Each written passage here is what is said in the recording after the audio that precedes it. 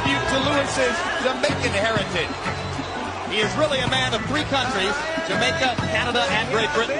But not in the U.S., so they're not going to give him too many applause here.